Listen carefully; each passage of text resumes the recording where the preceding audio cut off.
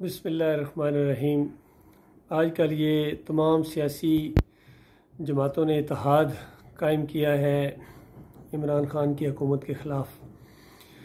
और जब ये इकट्ठे होते हैं किसी स्टेज के ऊपर, कंटेनर के ऊपर, तो बड़ा अजीब लगता है कि इसमें तकरीबन सारे लोग ऐसे हैं जिनके ऊपर करप्शन के इल्ज़ामात हैं, मुकदमे हैं। और अब ये अपनी करप्शन और उन डकैतियों को जो मुल्क को इन्होंने लूटा है उसको छुपाने के लिए या उसको साबित करने के लिए या उससे मुकदमों से जान छुड़ाने के लिए उन्होंने इत्तेहाद कायम कर लिया है। और इससे पहले भी इत्तेहाद कायम हुआ था एक दौर में भुट्टो हुकूमत को ख़त्म करने के लिए। और मज़े की बात है कि फजल रहमान साहब के वालिद साहब ने वो 9 जमातों को इकट्ठा किया था 9 सितारे के नाम से, और ये इकट्ठे हो गए थे और दीन का नाम लेकर आए थे। तो उस वक्त उस दौर में डॉक्टर मसूदुद्दीन उस्मानी रहमतुल्लाह अलैह गली बाज़ारों के अंदर तकरीरें करते थे, लोगों को अल्लाह की तरफ बुलाते थे और इन लोगों के बारे में कहा करते थे कि अल्लाह के बंदो, ये वही 9 गुंडे हैं जिनका जिक्र जिस अंदाज से सूरह नमल के अंदर आया है। सालेह अलैहिस्सलाम के मुकाबले में वहाँ उस दौर में 9 गुंडे इकट्ठे हुए थे दावत को रोकने के लिए, और एक औरत उनके ऊपर हुक्मरान थी गोया, यानी उनके ऊपर सबसे बड़ी जो सरदार थी ना, जिसके अंडर वो 9 गुंडे थे, वो एक औरत थी।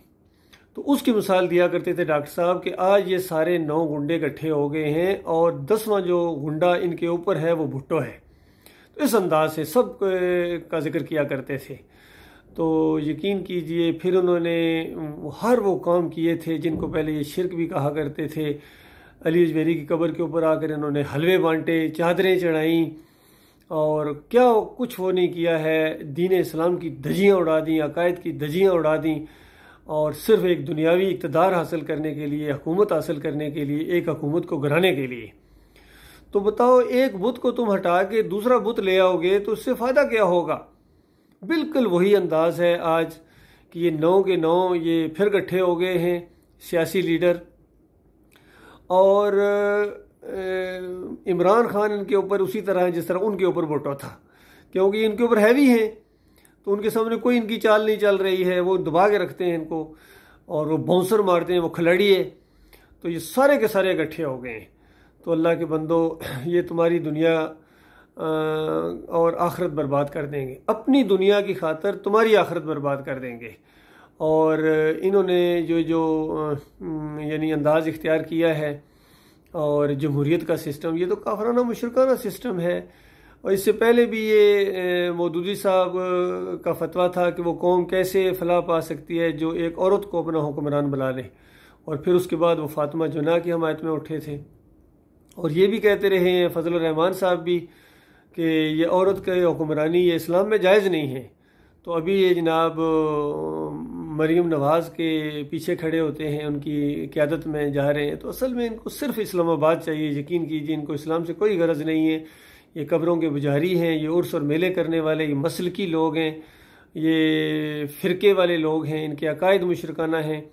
और इनका अगर मुकाबला करना है किसी ने तो इनके अकायद के ऊपर चोट मारी जाए और इन सब को बिल्कुल एक प्लेटफॉर्म के ऊपर सामने लाया जाए और इनको अल्लाह की किताब के मुताबिक इनके मुशरकाना अकायद बिल्कुल साबित कर दिए जाएंगे। क्योंकि आम लोगों को ये तासर देते हैं, जो धोखा देते हैं कि देखो जी ये धरना भी देते हैं और फिर नमाज का टाइम आ जाए अजान देते हैं, नमाज पढ़ते हैं, बल्कि मौलाना साहब तो नमाज पढ़ाते हैं। तो कितने नेक बंदे हैं।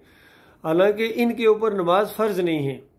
नमाज तो फ़र्ज है सिर्फ मोमिनों के ऊपर। इन्ना सलात कानत अलल मोमिनीना किताबुम मौक़ूता। अल्लाह ताला कहता है ये जो सलात है ना, ये सिर्फ मोमिनों के ऊपर फ़र्ज है। इसी तरह जो सौम है, रोज़े हैं, वो भी फरमाया या अय्युहल्लज़ीना आमनू कुतिबा अलैकुमुस्सियाम।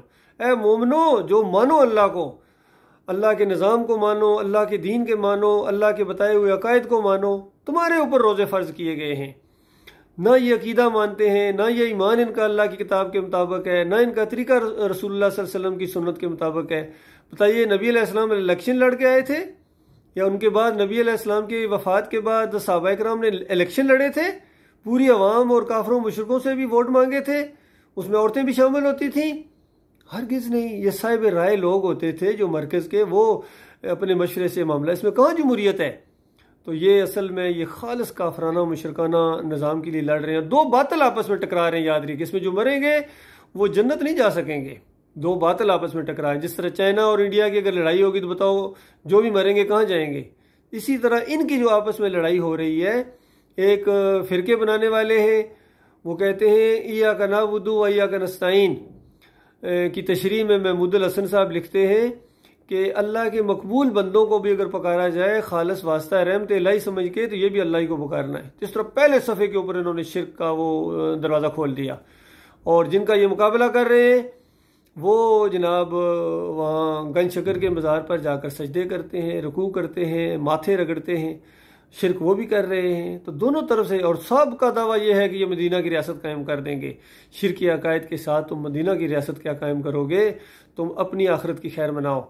ईमान अकीदे के अंदर ख़राबी है।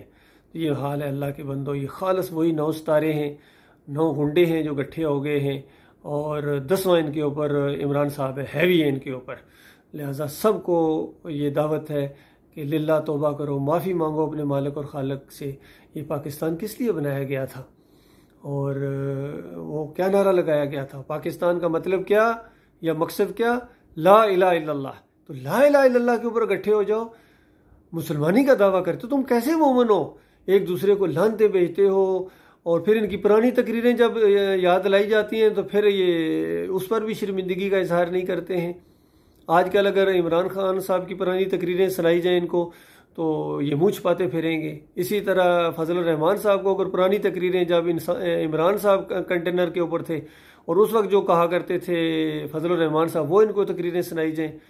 और इसी तरह जरदारी नवाज शरीफ के बारे में क्या कहते थे, नवाज शरीफ उनके बारे में क्या कहते थे, सारे इकट्ठे हो गए इस दुनिया की खातर, इक़्तिदार की खातर, अपनी कुर्सी की खातर सारे इकट्ठे हो गए।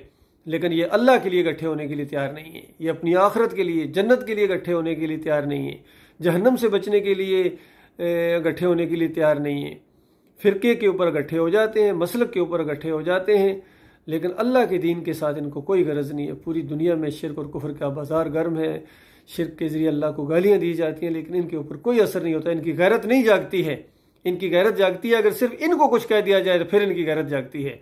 लेकिन अल्लाह के दीन की धज्जियाँ उड़ाई जा रही हूँ, अल्लाह को शिर्क करके गालियाँ दी जा रही हूँ, गैर अल्लाह की नज़रों न्याज, गैर अल्लाह की पुकारें, गैर अल्लाह के वास्ते वसीले, गैर अल्लाह के रुकूअ सजदे हो रही हूँ, इनको कोई परवाह नहीं है।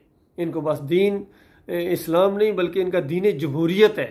दीन जमहूरियत जो है वो इस्लाम की ज़िद है, कलमे का इनकार है। अल्लाह ताला गौर व फिक्र करने की तौफीक अता फरमाए।